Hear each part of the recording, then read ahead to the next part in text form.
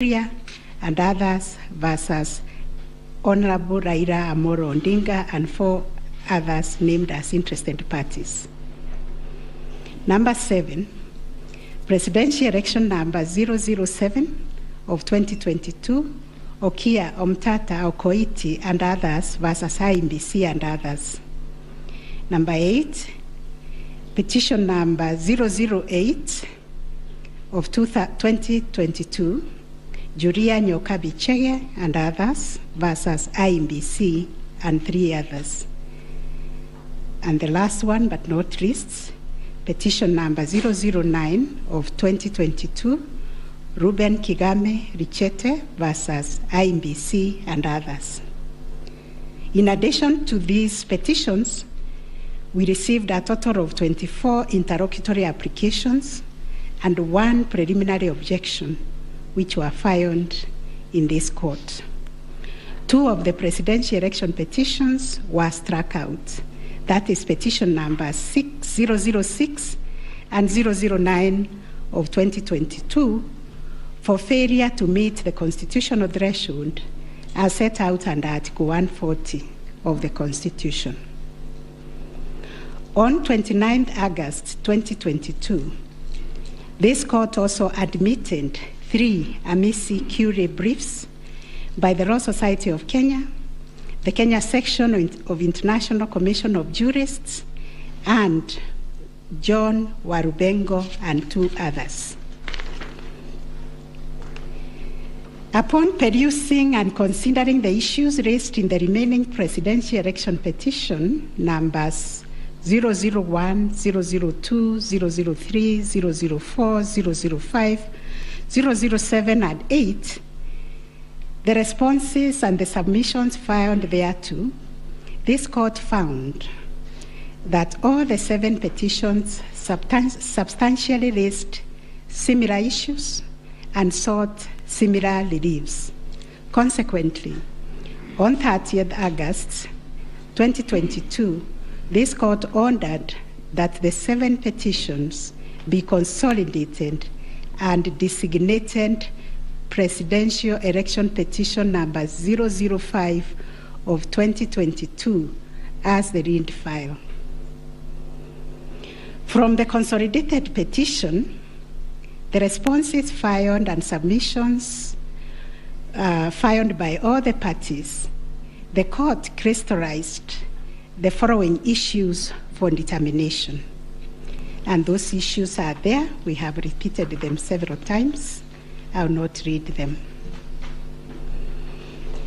Having considered and deliberated upon the consolidated petition, the attendant responses, submissions, and also considering the amici curiae briefs, we now make the following determination on issue number 1, which is whether the technology deployed by KBC for the conduct of the 2022 general elections met the standards of integrity, verifiability, security, and transparency to guarantee accurate and verifiable results.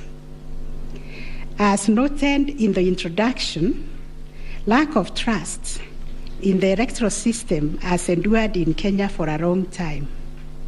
This led to the introduction of electoral technology following recommendations made by the Independent Review Commission on the general elections held on the 27th December 2007, popularly known as the Kriegler Commission report.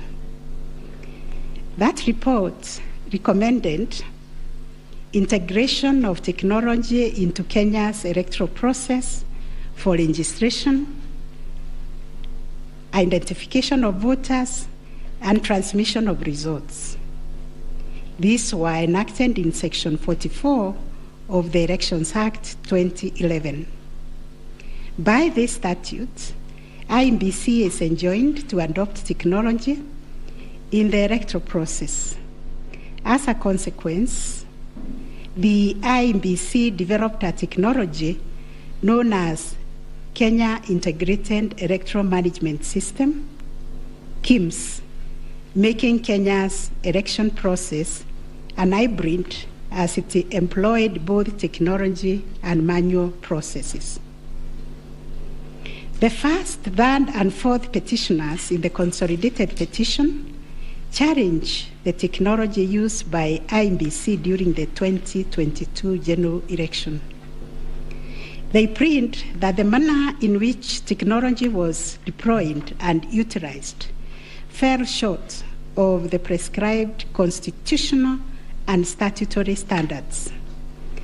As regards the audit of the register of voters, they urge that IEBC, pursuant to its elections operations plan, committed itself to conducting an audit of the register of voters by 31st March 2022. To the contrary, they arrange it only publicly availed the audit report on its website on 2nd August 2022, which was only 7 days to the elections. In this report, it was noted that the auditors established serious gaps and risk to the electoral process, including numerous cases of change of voter stations without knowledge or approval of the affected voters. Grant of voter update privileges in IEBC, IDMs, to 14 user accounts and related to voter registration. Reducing the accountability of user activities in the register of voters. Presence of 11 active generic accounts on the MBIS application and the 2 MBIS users with the same logging identification. Risking unauthorized system users, possible interference, change of particulars on the activation of voters in the system. IEBC's failure to set up access, decertification, and user activity review process. And IEBC was also arranged to have failed to respond to requests by auditors for crucial information. On the integrity of the technology deployed, it was the case for the 7th petitioner that in order to comply with Article 86 of the Constitution and Section 44 of the Elections Act, the technology deployed must be simple, accurate, verifiable, secure, accountable, and transparent. On the simplicity of technology, the 7th petitioner contends that the KIMS kits failed the tests as they were not easily usable by ordinary citizens without expert knowledge. They further assert that IEBC was expected to procure and put in place a technology necessary for the conduct of the general election at least 120 days before the election and ensure consultation with the relevant agencies, institutions, and stakeholders. Furthermore, the petitioners arrange that IEBC violated its constitutional duty by delegating the design, implementation, and conduct of the KIMS components of the election to a foreign company, Smartmatic International Holdings, BV. As a result, IEBC staff and the public did not have full comprehension of the KIMS components. They conclude, therefore, that IEBC abdicated and surrendered its role to conduct elections to Smartmatic, and that IEBC vigorously fought any attempt to subject Smartmatic's activities to accountability and transparency, including the safeguards required by Regulation 61, 69, and 75 of the Elections General Regulations 2012. In response, IBC has submitted that the electoral system met the constitutional threshold, that all the necessary information was accessed only by the authorized persons. The information was accurate, complete, and protected from malicious modification, either by authorized or unauthorized persons. IBC maintained an audit trail on activities related to information, and that the information was available and could be authenticated through the use of various security features.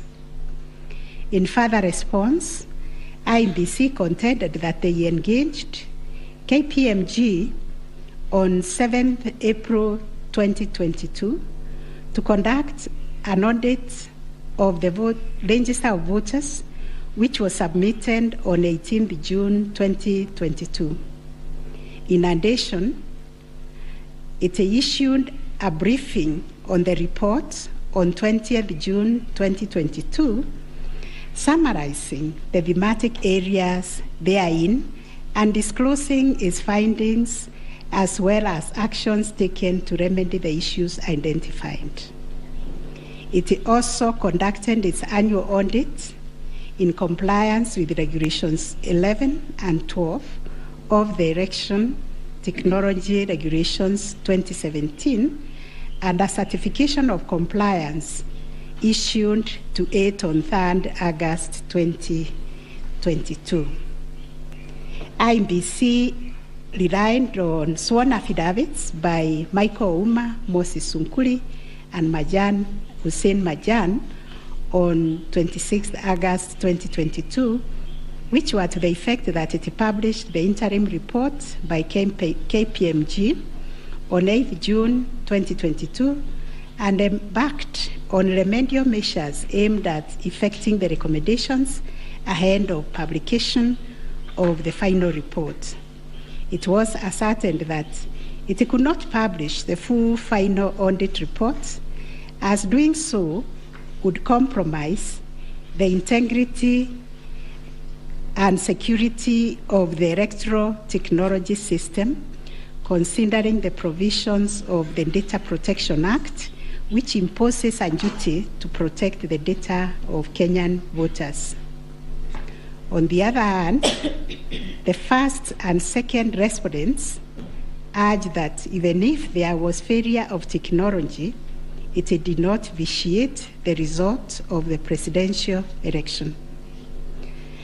Upon considering all the pleading submissions and the ICT scrutiny and inspection tallying and recount report, which fully examined the IBC's result transmission system, RTS, we are not persuaded by the allegation that the technology deployed by IBC failed the standard of Article 86A of the Constitution on integrity, verifiability, security, and transparency for the following reasons. 1, whereas it is true that the KIMS kit failed in 235 polling stations, 86,889 voters were granted the right to vote manually, and the requisite forms 32A were duly filed. This happened successfully in Kibwezi West constituency and parts of Kakamega County. 2, while the audit report was released to the public 7 days before the 9th August election, the register of voters was used at the election without any apparent anomalies. 3, Smartmatic was procured to provide the necessary technological infrastructure, as IBC did not have the capacity to do so. No credible evidence meeting the requisite standard of proof of access to the system by unauthorized persons was adduced by the petitioners. The scrutiny report prepared by the registrar of this court did not reveal any security breaches of the IEBC's RTS. IEBC successfully deployed a biometric voter register system which captures unique features of a voter's facial image, fingerprints, and civil data to register and update voter details across the country and also in the diaspora. The BVR captures a voter's facial image, fingerprints, and civil data, which features are unique to each of the voter. In compliance with Section 6A of the Elections Act 2011, IEBC opened the register of voters for verification of biometric data by members of the public for a period of 30 days. Thereafter, the register was revised to address issues arising from the verification exercise. KPMG then audited the register, and we are satisfied that the inconsistencies and inaccuracies identified during the audit were somewhat successfully addressed. The second issue was whether there was interference with the uploading and transmission of Forms 34A from the polling station to the IEBC public portal. The first petitioner arranged staging that a person who had access to the RTS intercepted, detained, or stored Forms 34A temporarily to convert or manipulate it before uploading it on IEBC's 2022. IEBC dumped over 11,000 Forms 34A on the public portal between 11 to 11:09 hours. To rebut this allegation, IEBC and its chairperson, in their response dated 26 August 2022, denied staging and unauthorized intrusion of the RTS. In that regard, they urged that every image of Form 34A was uploaded immediately after the transmittal of results. The form was received as evidence by the timestamp. Similarly, the first respondent denied these allegations. Our finding: 1, no credible evidence was presented to prove that anyone accessed the RTS to intercept, detain, or store Forms 34A temporarily before they were uploaded to the public portal. The allegation that 11,000 Forms 34A were affected by stains and strangers used a tool to tamper with the Forms 34A before converting them to portable document format, that is PDF, that eventually appeared on the public portal was image of Form 34A. Accordingly, we dismiss that allegation. 3, during the ICT scrutiny, it turned out that the transmission logs produced in the affidavit of Justice Nyangaya were of no probative value. The registrar's report shows that the original Forms 34A from the contestant polling stations, which were allegedly intercepted, were exactly the same as those on the public portal, and the certified copies that were presented to this court pursuant to the provisions of Section 12 of this Supreme Court Act 2011. 4, regarding the allegation that the integrity of the public portal was compromised, this was disproved by evidence of consistent attributes such as unique timestamps uniform PDF conversions at the polling stations, correct polling station mapping, and consistent KIMS reporting from verification to transmission of results. 6, the RTS was configured on a virtual platform network, VPN, and the SIM cards locked to a specific polling station. The server was also configured to accept results only from authorized and properly mapped KIMS kits. In our view, the petitioners failed to produce credible evidence to the contrary.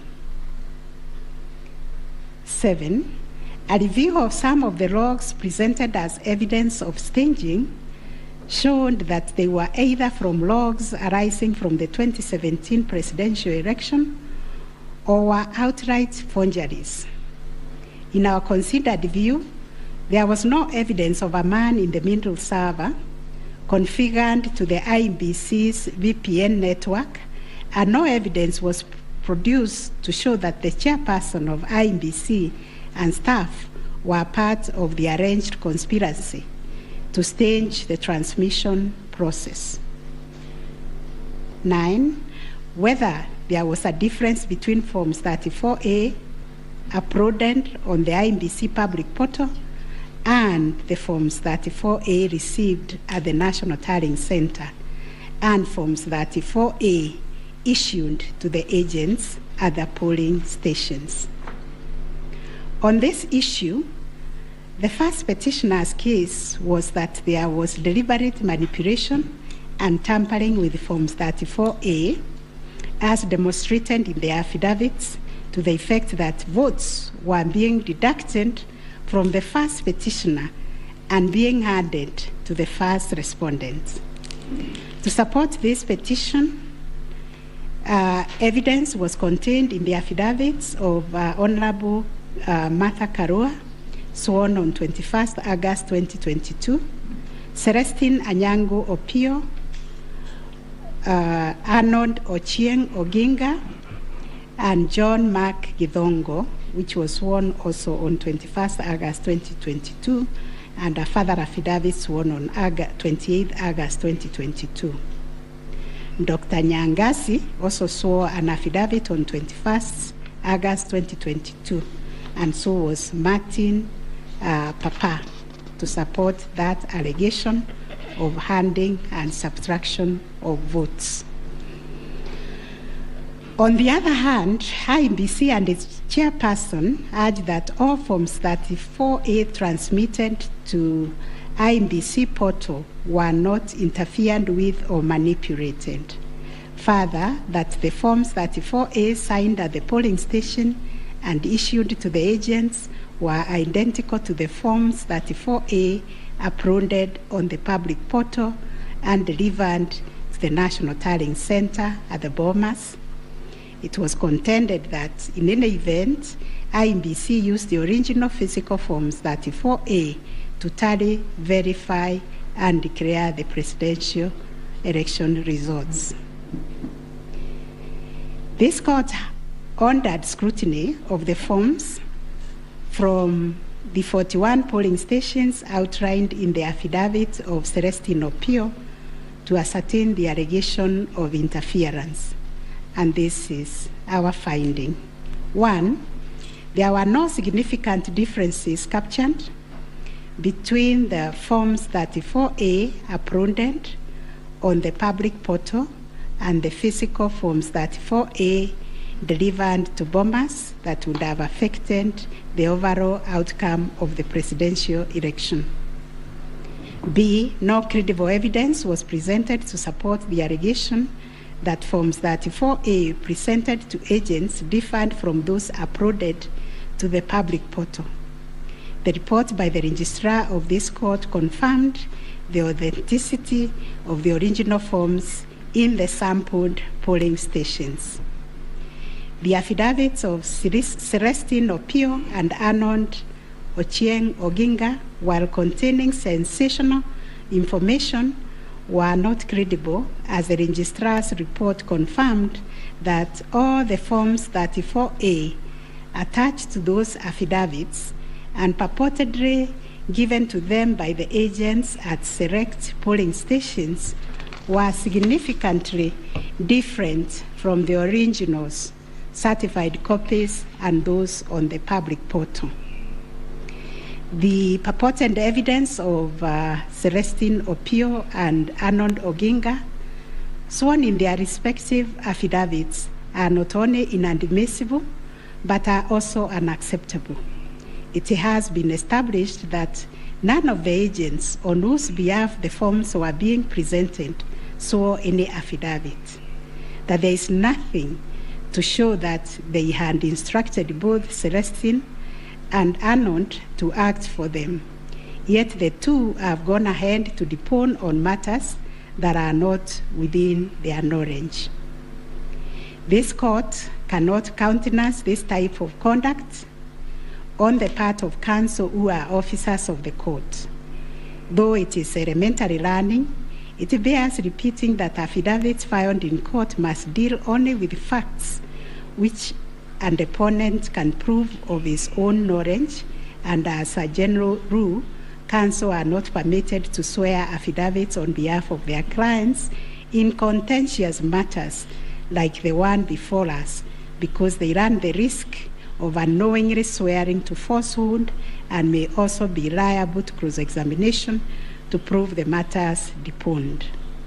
We must remind counsel who appear before this court, or indeed before any other court or tribunal, of the provisions of sections 113 and 114 of the Penal Code that swearing to falsehoods is a criminal offense, and two, that it is an offense to present misleading or fabricated evidence in any judicial proceeding. Section 114 of the Penal Code states, and I quote, "Any person who swears falsely or makes a false affirmation or declaration before any person authorized to administer an oath or a declaration upon a matter of public concern, and at such circumstances that the false swearing or declaration, if committed in a judicial proceeding, would have amounted to perjury, is guilty of a misdemeanor." One of the most serious losses an advocate may ever suffer is the loss of trust by judges for a long time. Such conduct amounts to interference with the proper administration of justice. The contents of the affidavit of John Mark Githongo, which may contain forgeries, are also dismissed for not meeting the evidential threshold. Those averments contain no more than incredible and hearsay evidence. No admissible evidence was presented to prove the allegation that Forms 34A were fraudulently altered by a group situated in Karen under the direction of persons named in the affidavit, and video clip attached to it. As a matter of fact, these two affidavits amount to double hearsay and incapable of being proved at each of the rears.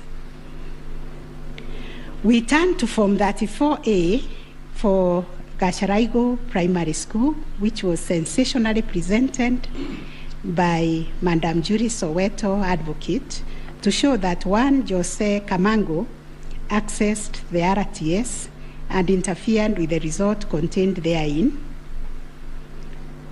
This also turned out to be no more than hot air, and we were taken on a wild goose chase that yielded nothing of probative value. The Kim's kit relating to Songonyo Primary School, which bore the same serial number with another, was admitted by IBC as an inadvertent manufacturer's error.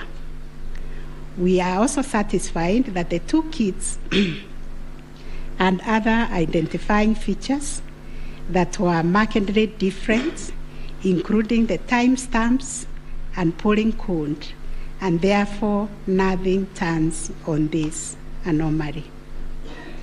Therefore, to the question whether there was a difference between Forms 34A uploaded on the IBC public portal and those received at the National Tallying Center and those issued to the candidates' agents at the polling station, we have found none. Issue number 4, on whether the postponement of gubernatorial elections in Kakamega and Mombasa counties, parliamentary elections in Kitui, Rural, Kachiriba, Rongai and Pokot South constituencies, and electoral ones in Nyaki West, in North Imenti constituency, and Koanjenga in Embakasi South constituency, resulted in voter suppression to the detriment of the petitioners, and especially in petition number 5 of 2022. It is common knowledge that IBC postponed elections for various seats during the general elections of 9th August 2022 due to mix-up of ballot papers in the above-named electoral units. It is the combined case of the first and second petitioners that, in terms of Articles 136, 2A, 177(1), and 181, as read with Article 1 of the Constitution, the chairperson of IBC had no jurisdiction to postpone elections in those areas. That Section 55B of the Elections Act is inconsistent with the Constitution and therefore void to the extent that it purports to donate to IBC power to postpone elections in the constituency, county, or ward, contrary to the Constitution, and the postponement undermined the conduct of free, fair, credible elections by depriving the voters an opportunity to vote for all the candidates on the dates stipulated by the Constitution. The petitioners further contend that the postponement of elections and the overall effect of suppressing voter turnout in the electoral units in question, which was prejudicial to him. Both the first and third petitioners also believe that elections were deliberately postponed in Kakamega and Mombasa counties. It was arranged that these areas are considered to be first petitioner strongholds, and as such, the postponement of elections worked to his disadvantage and handed that benefit to the second respondent. These assertions were denied by IBC and its chairperson. They, however, admitted that they experienced confusion with the printed ballot papers and explained that they only discovered the mix-up on the eve of the election when the ballot papers were being distributed to the polling stations. That as a practice, ballot papers can only be opened on the eve of the election day to avoid any mischief, and that by the time the mix-up was discovered, it was logistically impossible to print and replace the ballot papers in time for the elections. For this claim to succeed, it must be demonstrated first, IBC had no authority in law to postpone the elections, and secondly, that the postponement was deliberate and calculated to suppress voter turnout so as to affect the result by reducing the petitioners' overall votes. We've looked at the provisions of Section 55B of the Elections Act, which provides for circumstances when elections can be postponed in a particular electoral unit, including in cases of emergency. We are therefore satisfied that on the basis of the foregoing provision, the third respondent and the requisite power to postpone election in the constituencies, counties, and wards in question. Concerning the allegation of voter suppression, we note that voter suppression is generally recognized as a political strategy which takes many forms, but whose practical effect is ultimately to reduce voting by deliberately discouraging or preventing targeted groups of people from exercising their right to vote, and thereby to influence the outcome of an election. It therefore goes against the letter and the spirit of Article 38, which guarantees every citizen the right to make political choices based on universal suffrage. As regards this allegation, it has not been shown that by postponing elections in the named electoral units, IEBC acted in bad faith or was influenced by irrelevant factors and considerations. From the explanation tendered, we are satisfied that the postponement was occasioned by a genuine mistake, which in our view could have been avoided, and the members and staff of IEBC been more diligent when they went to inspect the templates in Athens, Greece, where the printing of ballot papers was undertaken. In the absence of any empirical data, we cannot find a basis upon which to conclude, as a matter of fact or evidence, that the postponement affected voter turnout, as a consequence of which the first petitioner alone, as a presidential candidate, suffered disadvantage. At any rate, the nature of the ballot being an individual decision and secret, there may be other factors to which the turnout in the named units can be attributed. From the evidence on record, however, it appears to us that 2022 general election recorded one of the lowest turnouts since the introduction of multi-party political system some 30 years ago. If there was a low voter turnout, it affected all the 6 categories of candidates, and its explanation, in our view, lies elsewhere, but certainly not a calculated suppression.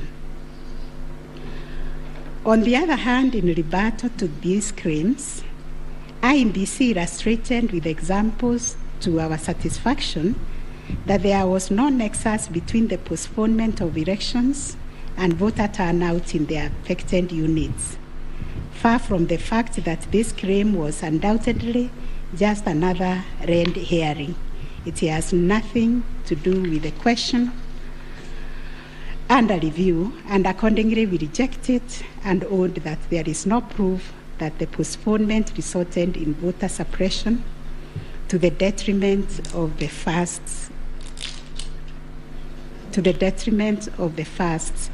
petitioner. Whether there were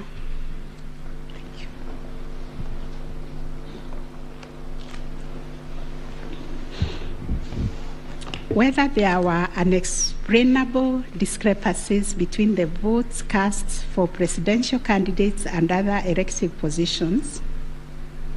Issue number 5.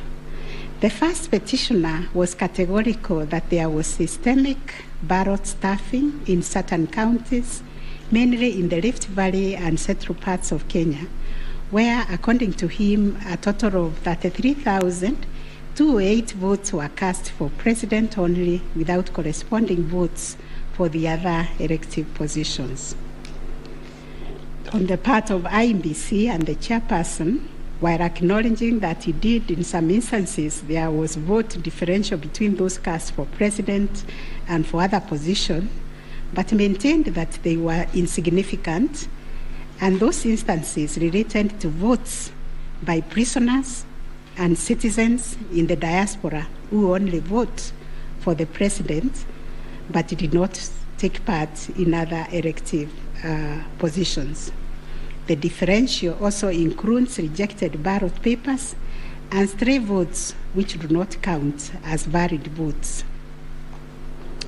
The well-established principle that the person who asserts a fact must prove it casts the burden upon the first petitioner to demonstrate that there were instances of ballot stuffing of such a magnitude as to justify the nullification of the presidential election. Ballot stuffing, which is an illegal addition of extra ballots, is a type of electoral fraud aimed at swinging the results of an election towards a particular direction. Not a single document has been presented by the first petitioner to prove systemic ballot stuffing. A figure of 33,208 votes relied on in this claim is based on unproven hypothesis that since the number of votes cast for the president is higher than those for other positions, then, without more, it must follow that there was fraud. We find that fraud is a serious criminal offense, and it must be proved beyond reasonable doubt under Section 5N of the Election Offences Act. It is indeed an offense for a person to vote more than once in any election. IBC has provided a plausible explanation for the vote differential, citing categories of voters who only vote for the president, such as prisoners and Kenyans in the diaspora. There were an insignificant number of stray votes whose combined effect cannot justify nullification of the election. Finally, on this point, a general election in Kenya comprises of 6 different separate elections held concurrently on the same day. Such elections are held by secret ballots, and one cannot predetermine the voter turnout or how voters will vote in each election. None of the parties has flagged anything so significant that it would have affected the outcome of the presidential election vis-a-vis the other 5 elections held on the same day. We find, therefore, there were no unexplainable discrepancies between the votes cast for the presidential candidates and other elective positions. On issue number 6, whether IBC carried out the verification, tallying, and declaration of results in accordance with Article 138, 3C, and 138.10 of the Constitution.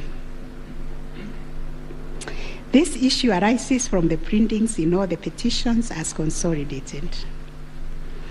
Based on the said printings, the affidavits sworn in support thereof, and the written and oral submissions by parties, two viewpoints regarding the meaning, scope, and application of Article 138, 3C, and 10 of the Constitution have been advanced.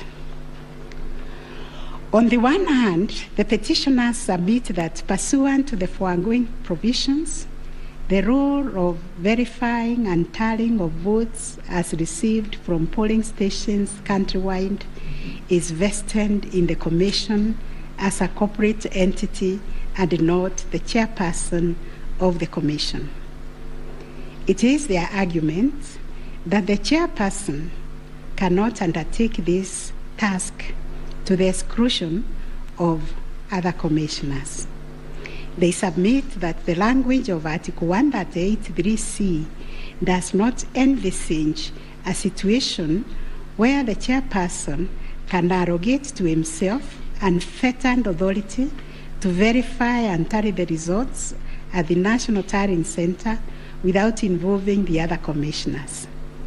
Such action, they contend, would not only be unconstitutional, but would be sufficient ground without more to nullify an election of a president-elect.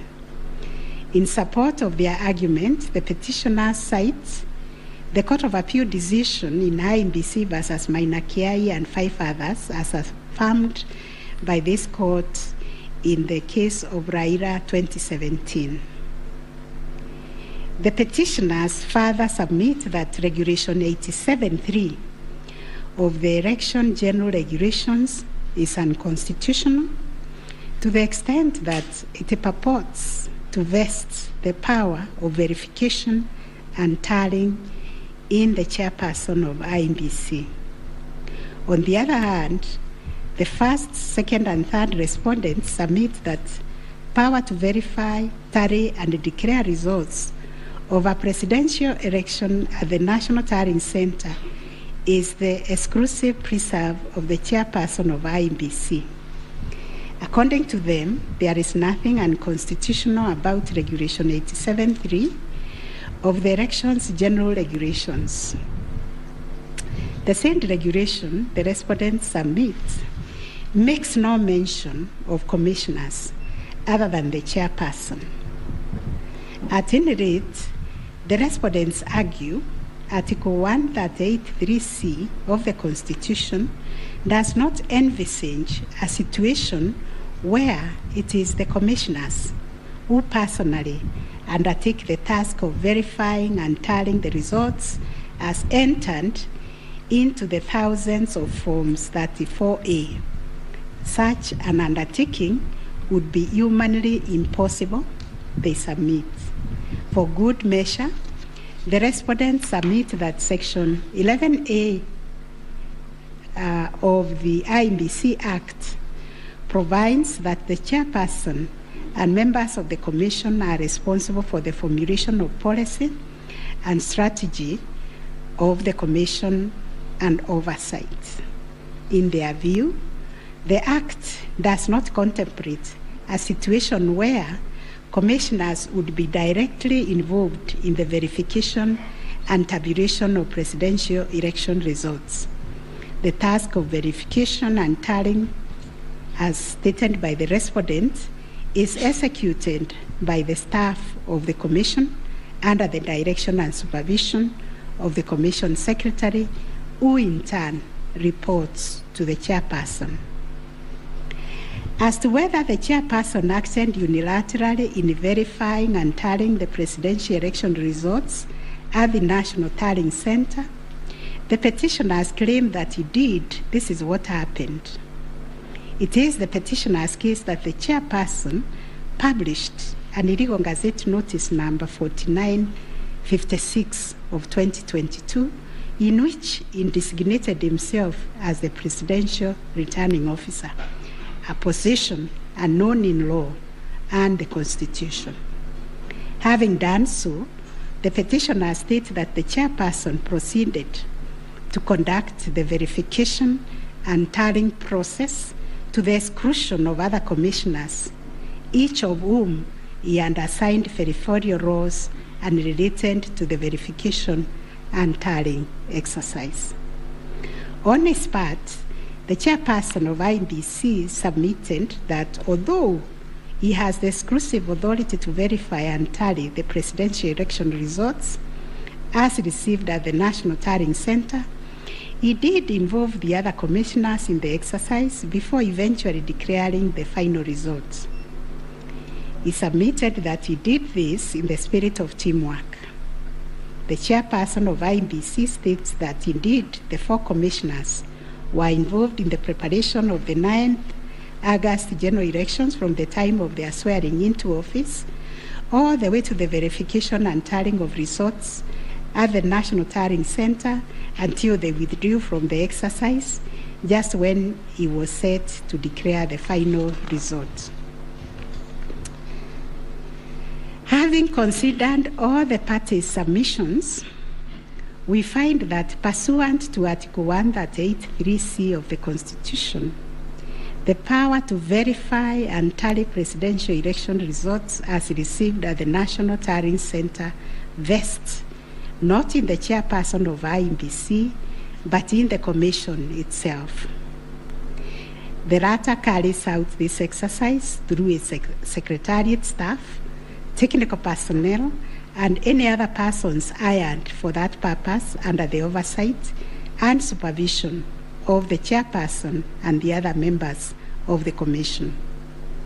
In line with this court's decision in Raila Amolo Odinga versus another versus IEBC and 2 others, as reported in 2017 Kenya Law Report, popularly known as Raila 2017, and the Court of Appeal decision in IEBC versus Maina Kiai, we also find that the chairperson cannot arrogate to himself the power to verify and tally the results of a presidential election to the exclusion of other members of the Commission. Indeed, Article 138(10) of the Constitution, although the power to declare the result of a presidential election after verification and tallying is vested in the chairperson, he does so only as a delegate of the Commission. Consequently, to the extent that Regulation 87(3) of the Elections General Regulation purports to vest the power of verifying and tallying presidential election results as received at the National Tallying Center solely on the chairperson to the exclusion of other members of the Commission, the same is contrary to and inconsistent with the provisions of the Constitution. That said, we, however, take cognizance of the fact that the 4th, 5th, 6th, and 7th respondents, referred to as the 4 commissioners, actively participated in the verification and tallying exercise from the beginning up to and until just before the declaration of the result by the chairperson. They took turns announcing the results as verified and tallied, and were present and active during the actual verification and tallying at Bomas. An example is when one of them, Justice Nyangaya, stood on the podium to announce to the public results and also announced an adjustment that had been occasioned by errors of tabulation. The events of 15th August 2022, therefore, came as a surprise. As the public waited for the chairperson of IEBC to declare the final result, sporadic violence broke out at Bomas. The violence swiftly was contained by the security forces, but there was unexpected drama as 2 different factions of the Commission began to emerge. Kenyans found themselves watching an appalling split-screen scenario on their television sets. On one part of the screen was the chairperson readying himself to declare the results in accordance with Article 138(10) of the Constitution. On the other part of the screen were the 4 commissioners on the ruins of the Serena Hotel, Nairobi, from where they announced that they would not own the results that were soon to be declared by their chairperson. The 4 commissioners informed the public of their rejection of the yet-to-be-announced results, terming them opaque due to the manner in which the chairperson had been conducting the verification and tallying exercise. In his affidavit dated 25th August 2022, Justice Nyangaya averred that the chairperson's actions during the tallying and verification exercise at Bomas made it difficult to ascertain the total number of votes cast and the actual number of votes attained by each candidate, so as to enable him authoritatively state the Commission and declared accurate results. All the petitioners have anchored their arguments for the nullification of the 9th August presidential election in Taharia on the walkout from the Bomas by the 4 commissioners. They contend that by rejecting IEBC's results on grounds of opaqueness of the verification and tallying process, they called into question the credibility of the entire election. They further submitted that being in the majority out of the 7-member commission, their view should prevail and the election should be nullified. It is the petitioner's argument, therefore, that a dysfunctional commission cannot deliver a credible election. We note that apart from their 11th hour denunciation of the verification and tallying process and their averments regarding the conduct of the chairperson, The 4 commissioners have not placed before this court any information or documents showing that the elections were either compromised or that the result would have substantially differed from that declared by the chairperson. Critically, they have not explained why they participated in a verification process when they knew that it was opaque up until the last minute. Indeed, at the Serena Hotel press briefing, the 4 commissioners acknowledged that thus far the entire election had been managed efficiently and credibly. The chairperson on his part did not make matters any better by maintaining a stoic silence, even as things appeared to be falling apart. All this, in our view, points to a serious malaise in the governance of an institution entrusted with one of the monumental tasks of midwifing our democracy, an institution that obviously needs far-reaching reforms, of which we shall say more in our detailed reasons. But are we to nullify an election on the basis of a last-minute boardroom rapture, the details of which remain scanty and contradictory between the chairperson of the commission and some of its members? In the absence of any evidence of violation of the Constitution and our electoral laws, how can we upset an election in which the people are participating without hindrance, as they made their political choices pursuant to Article 38 of the Constitution?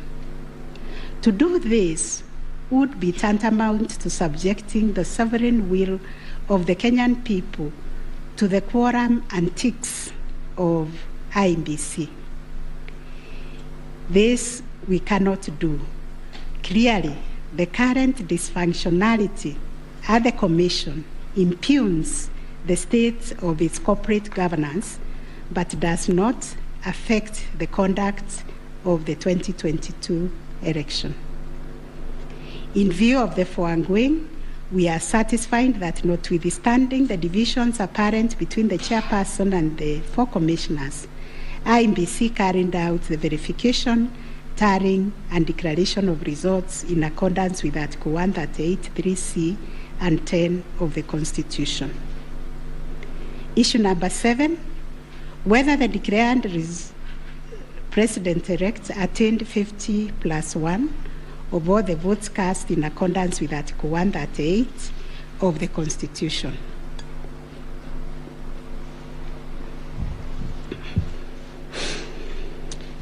The first, second, and third petitioners averred that the first respondent did not garner 50%+1 of the total votes cast, and therefore did not meet the threshold provided by Article 138(4)(a) of the Constitution.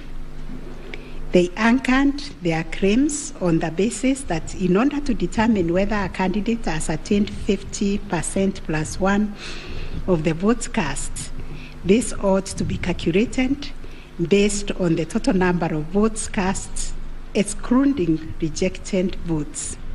They argued that 50% of 14,353,165 votes, in their view, were the valid votes cast, which amounted to 7,176,582.77 votes.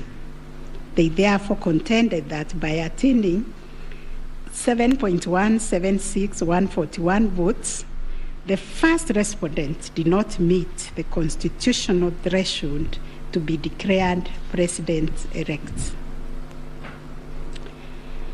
Supporting the claim that the first respondent did not meet the 50+1 constitutional threshold was the 6th petitioner.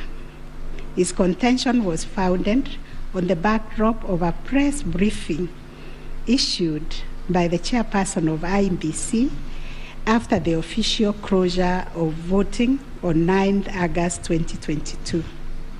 According to the sixth petitioner, the chairperson of IMBC announced that the voter turnout was 65.4% of the total number of registered votes based on the verification of the KIMS kits which were functional during the process of voting.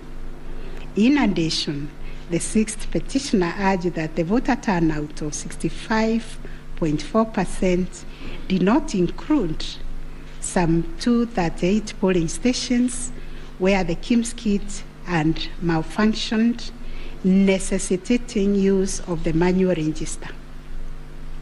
It was therefore urged that the minimum number of votes cast could not be less than 14,466,779.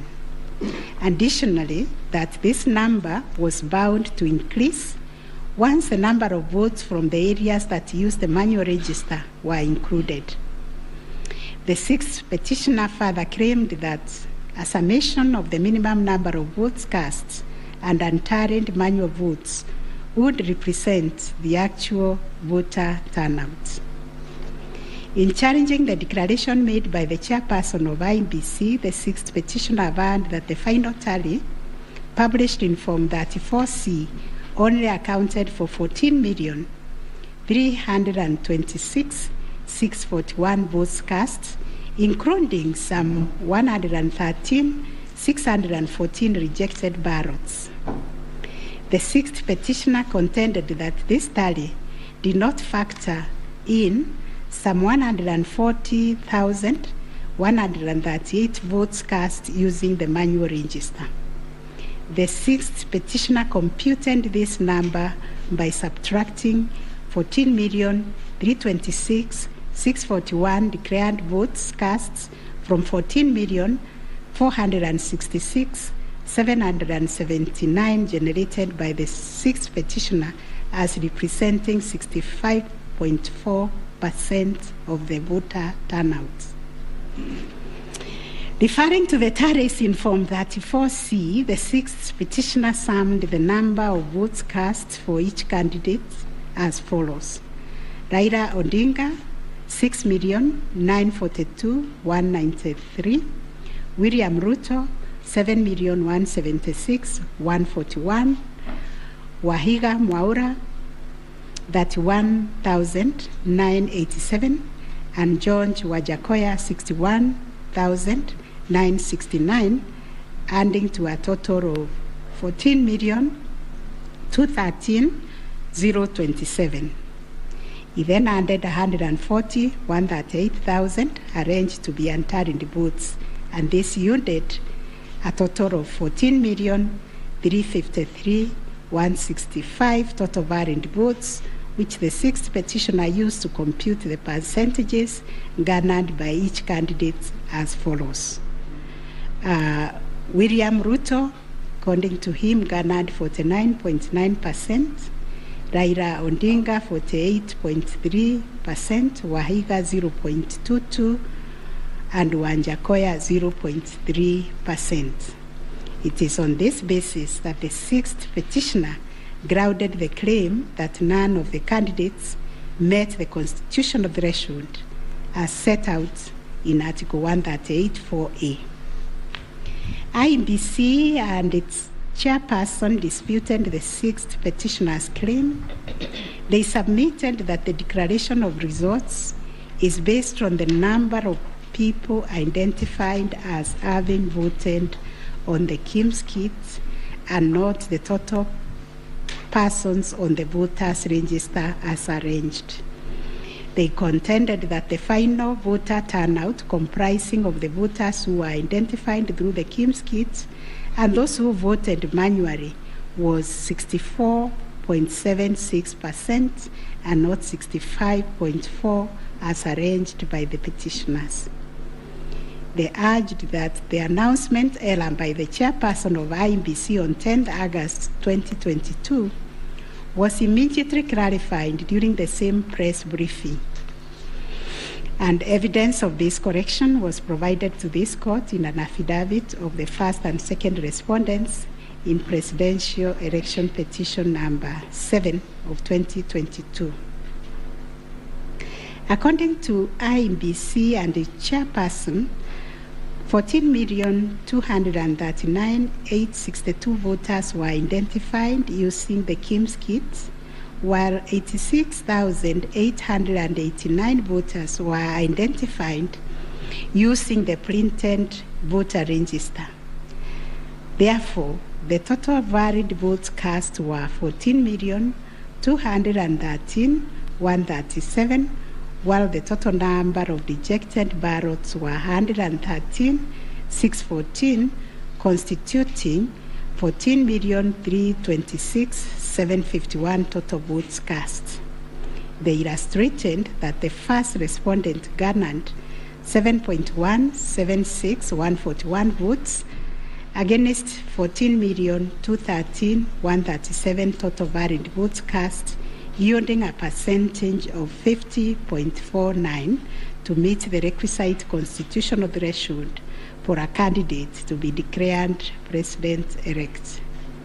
In the upshot, the percentage attained by each candidate was as follows: Raila Odinga 48.84%, William Ruto 50.48%, Waiga Mwaure 0.22%, and George Wanjakoya 0.43%. IBC and its chairperson also submitted that the KIMS kits malfunctioned in 235 polling stations, necessitating the use of the printed voter register.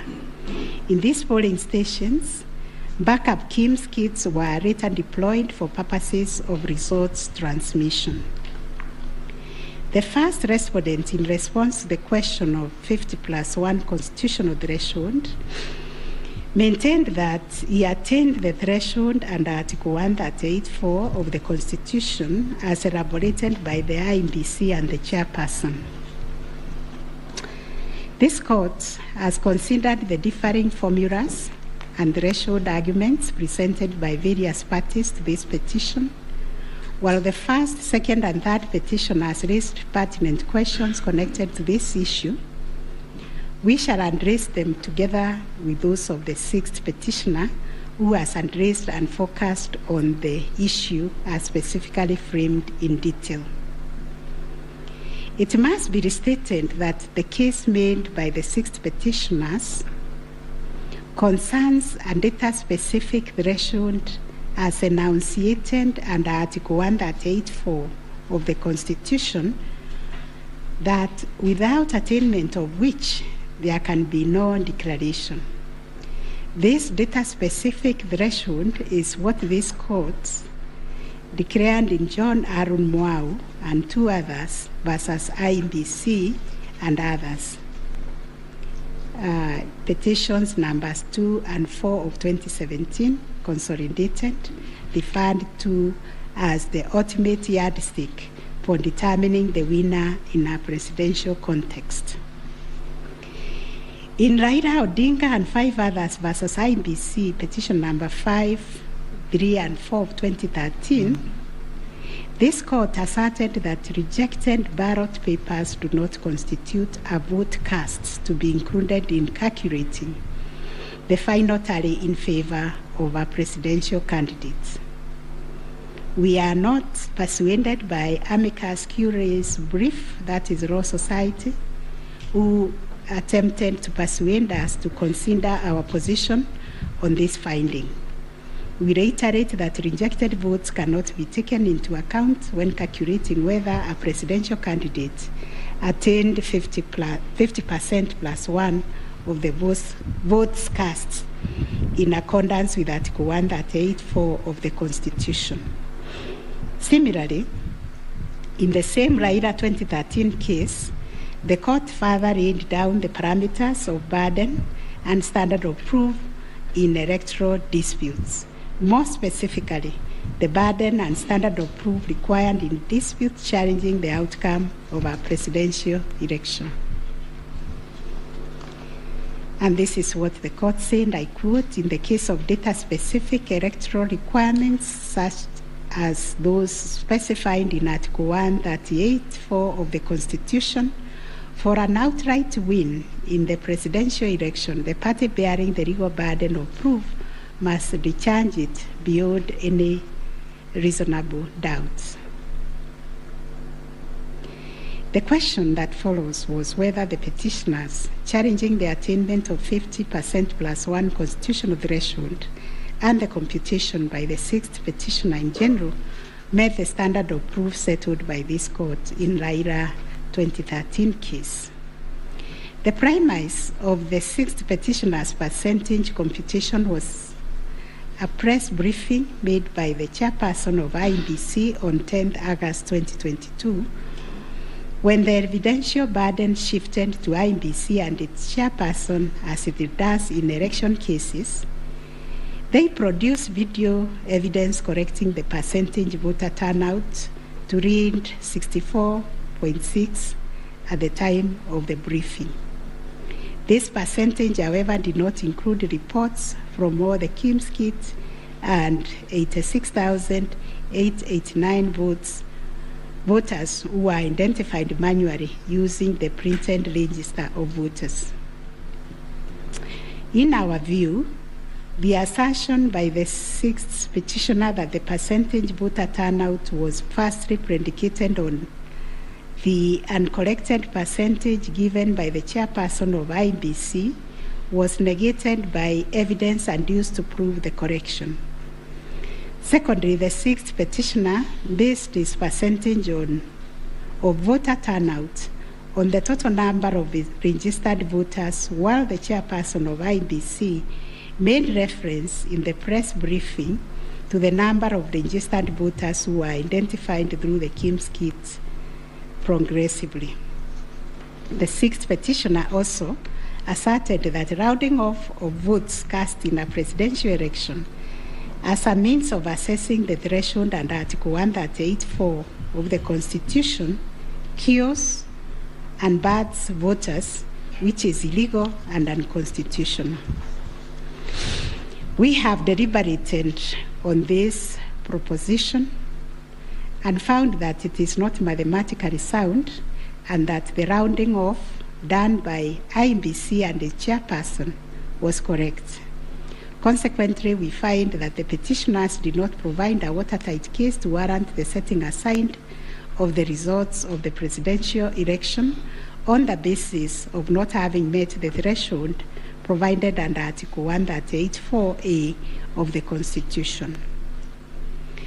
On the voter turnout, therefore, we find that the formula predicated on the number of voters identified through Kim's kits progressively and used by IEBC and the chairperson to generate a percentage of 64.76% was correct. Having settled the issue of voter turnout, we must ask ourselves whether in the making of the declaration, the chairperson of IEBC applied the formula in Article 138(4) of the Constitution, which is total votes cast less rejected votes divide by 2 must always give 50% plus one vote. Given the numbers that were presented to us by IEBC and the chairperson, this would translate to 14,213,137 divided by 2 plus 1, which makes 7.106,569. The question that must inevitably follow is whether this formula, when applied, will confirm that 7,106,569 votes is less than 7.176,141, which represents the number of votes received by the first respondent. We find that it is, as such, on the basis of the foregoing formula and from the numbers provided by IEBC and its chairperson, and the declaration by the chairperson of the president-elect on 15th August 2022, it is our finding that the declared president-elect attained 50% plus 1 of all the votes cast in accordance with Article 184 of the Constitution. Issue number 8, on whether there were irregularities and illegalities of such magnitude as to affect the final result of the presidential election.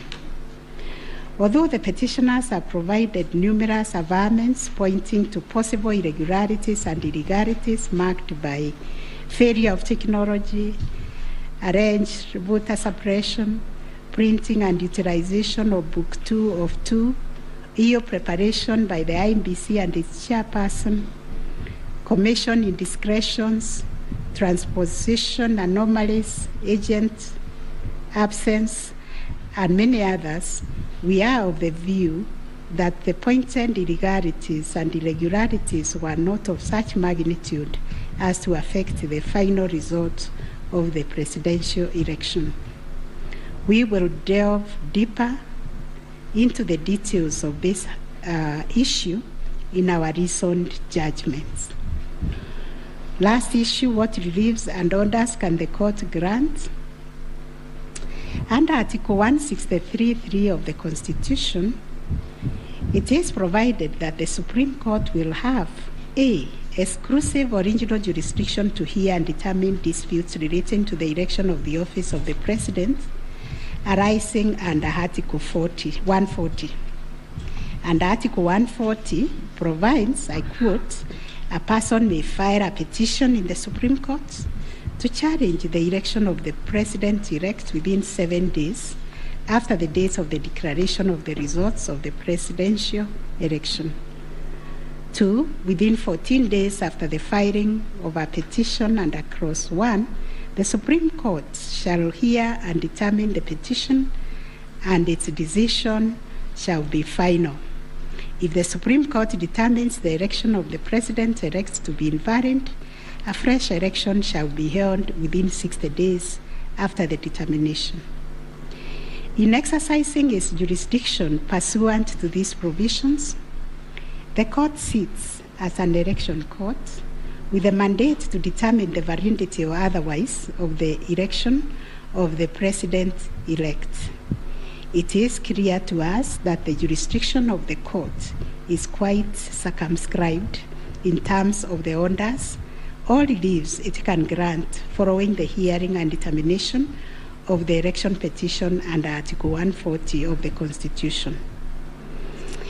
In the event the court determines that the election of the president-elect is invalid, it must make an order nullifying the election. Consequently, it has also to make an order directing IBC to hold a fresh election within 60 days after the determination. Should the court determine that the election of the president-elect is valid, it shall issue a declaration to that effect. The court has then, as a matter of course, to make an order dismissing the petition with or without cost, as the case may be. In the strict sense, therefore, these are the only orders that the court may make under the Constitution. The court cannot assume jurisdiction that goes beyond the purview of Articles 163(3) and 140 of the Constitution. However, nothing stops the court from issuing orders or reliefs by way of recommendations. Indeed, since 2013, this court has issued many recommendations arising from the determination of 3 petitions challenging the election of the president-elect. The recommendations are meant to improve our electoral landscape and hence aid in the development of our democracy. In this regard, this court has been greatly aided by the contributions also of the amici curiae, and the court places a heavy premium on those briefs that were filed and those which were admitted. the final orders made by the courts. This is a unanimous decision of the court, and we make the following orders. 1, the presidential election petition number E005 of 2022 as consolidated with the presidential election petition numbers E001, 2, 3, 4, 7, and 8 of 2022 are hereby dismissed. As a consequence, we declare the election of the first respondent as president-elect to be valid under Article 143 of the Constitution. This being a matter cutting across the public interest, we order that each party do bear their own costs. It is so ordered. And finally, the court has asked me to also acknowledge, although we'll do it in the long draft, the enormous contribution made by counsel in these proceedings, and also the orderly way the counsel, all the advocates and parties conducted themselves. They remained seated throughout the proceedings. That is the judgment of the court, a unanimous one. We shall issue a media summary to help the media summarize the case. I think that is all. Thank you very much for coming.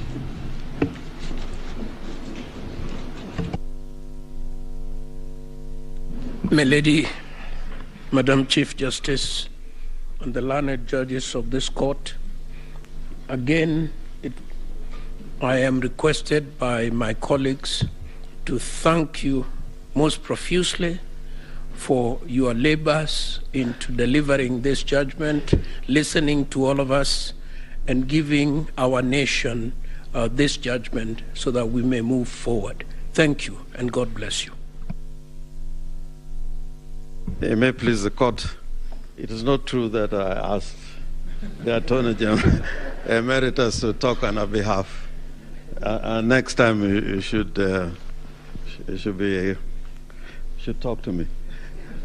Let me similarly, on behalf of the lawyers for the counsel for the first and second petitioner, thank the court, and it has been a journey, worthwhile journey, sitting through these proceedings, and we thank the court for your patience and for the delivery of this judgment within the time stipulated. We thank you.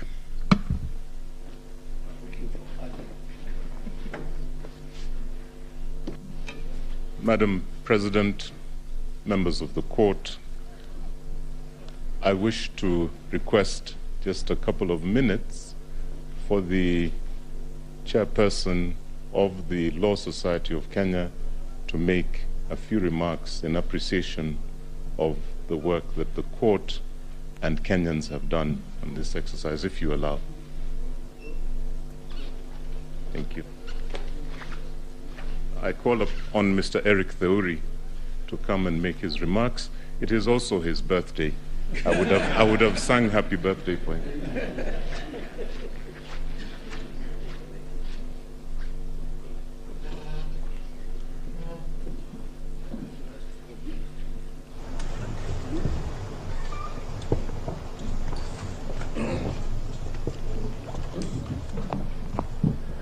My Lord, the Chief Justice of the Republic of Kenya and the President of the Supreme Court, the Deputy Chief Justice and all the Justices of the Supreme Court, I think it would only be fair that I make my remarks after counsel for the respondents, Senior Fred Ngatia, makes his remarks to the court.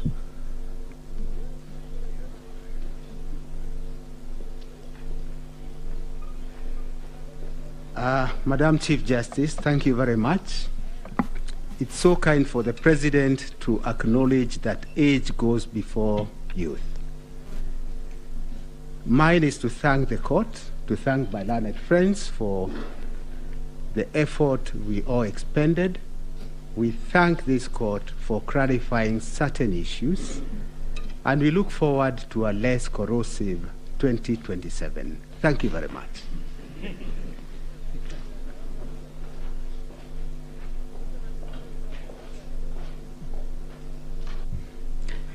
Madam Chief Justice, Madam Deputy Chief Justice, it's so nice to have two madams at the same time, and members of the court. Since there are only men talking, I decided that I should become a woman and talk. It's becoming too much of a male affair in here. But on behalf of I think we were the third petitioner, I wish to thank you, and you've clarified the Regulation 87.4, which I was feeling very passionately about, that it was unconstitutional from what I've heard. But thank you very much for the time you spent, and we do apologize if at times we looked like hooligans. I mean, you have said we behaved well, but we didn't behave as well as we should have. But thank you very much for your time and for delivering this judgment.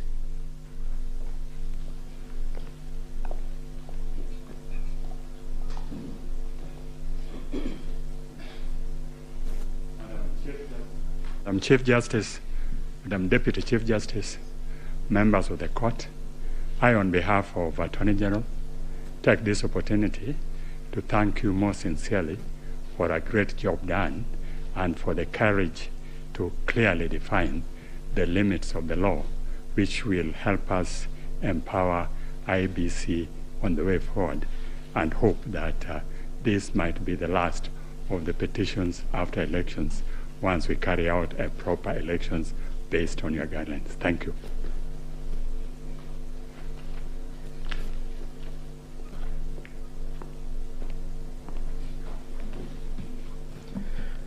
The Chief Justice and the Justices of the Supreme Court, on a light note, my members would be extremely worried if we take the submissions of Senior Counsel Orengo that this should be the end on account of fees.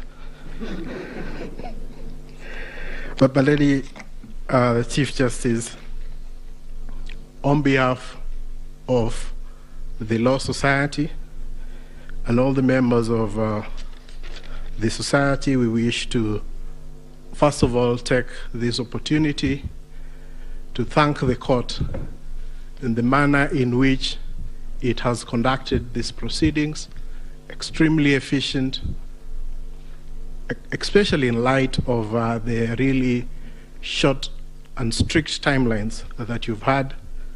But the management of the proceedings, the manner in which the court adopted a somewhat inquisitorial nature to the conduct of these proceedings is something that as a society we have noted, and we wish to commend the court. And we do hope that the other courts, as they determine any petitions, election petitions that would go before them, will similarly adopt such inquisitorial attitude, so that we try and really enrich the process that these proceedings intend to achieve. Secondly, I wish to also thank the council, all the advocates who have appeared before you. They have demonstrated extremely high standards of decorum and courtesy, and have also demonstrated a flair for persuasion of the court, including the use of PowerPoints, and of course the now famous Pinky Pinky Ponky mimic. But all that really, I'm sure, has demonstrated, especially to the younger members of the society, how to conduct themselves before the court and how to really prepare a persuasive brief. And we thank all the advocates who appeared before this court for the good work that they have done. And of course, as a society, we feel extremely proud that they have been able to raise the profile of the advocates in this country a notch higher from their presentation. So, my lady and my lord, it's not lost to us that at the end of these proceedings, and once we are able to get your judgment after 21 days, that it is democracy and the Kenyan people who are the winners. The decision today, in a way, validates the choices that were made by the Kenyan people on the 8th of August, and they also help to build confidence in the institutions that manage the elections and the court. We recognize that no country is born as a democracy, and that it is a process, and the process of challenging an election, as has happened before this court, is part of the processes of building confidence within the electoral system, and we thank all the petitioners for choosing to challenge the results before this court. But at the end of the day, Kenya stands tall as a beacon of democracy, and we are very grateful that we've had this opportunity also as a law society to appear before the court and to give an amicus brief which the court has had time to consider. So we thank you and we wish you a good day. I know it has been a long 14 days, but you can rest, and we'll be looking forward to the decision that you deliver within 21 days. Thank you so much, my lady and justices of the Supreme Court.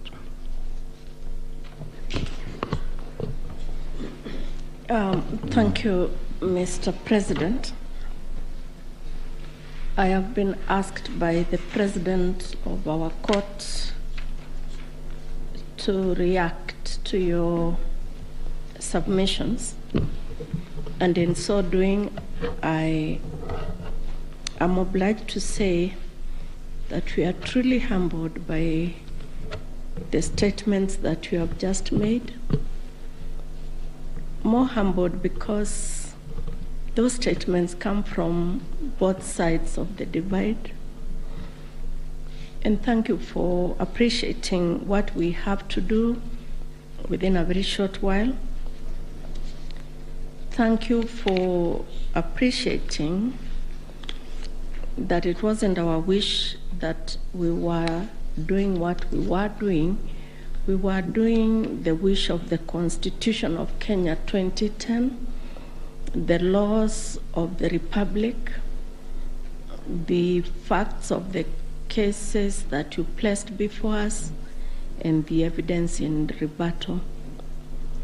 We know that, and we have repeatedly said this, the President and I, whenever we have had time to talk to you in other fora, that we are incomplete without this side of the bar. We are incomplete without the advocates. We thank you. We will get opportunity to do that in the main judgment, in the reasoned judgment. But we really appreciate your industry. We were impressed by the submissions you took. And we were impressed, and we said this the last 3 days, I'll tell you something about that in a minute, by how deeply you believed in your clients' cases. That we think is a mark of an extremely grown legal profession, and we ask that you do not bring the bar down. You keep taking it up. In any contest of whatever nature, and even if we say there are no winners and losers, and even if we say that the winners are the Constitution and the people of Kenya, the truth is that some 6 million Kenyans will not be happy today. But that's the nature of the work we do. What we hope, and we hope you can advise your clients and our brothers and sisters that are the Kenyan people, that that is what was expected. One side had to win. One side had to be in total or a great extent of compliance with the Constitution and electoral law than the other side. That's how we saw it. We thank you very much. We, the 7 of us, have not slept since we parted company on Friday. I think it is showing on our faces. And we thank you that you appreciate that we work under difficult circumstances, especially because of time. As ground rules, we agreed when we left you here on Friday that we would not pick any of your calls. A lot of you called us, but we just couldn't pick your calls. And I hope you understand that we couldn't. We saw that you were trying to call us, but we just could not pick the calls. I hope you understand. And now if you allow us, again, on behalf of these 7 men and women, thank you very much for appreciating what we have to do. Thank you for giving us the honor to serve this country in these capacities. And let's hope that we can continue to grow our democracy this way. And thank you very much for everything you also do for the country. And now you allow us to go home and sleep. Thank you. The court is adjourned.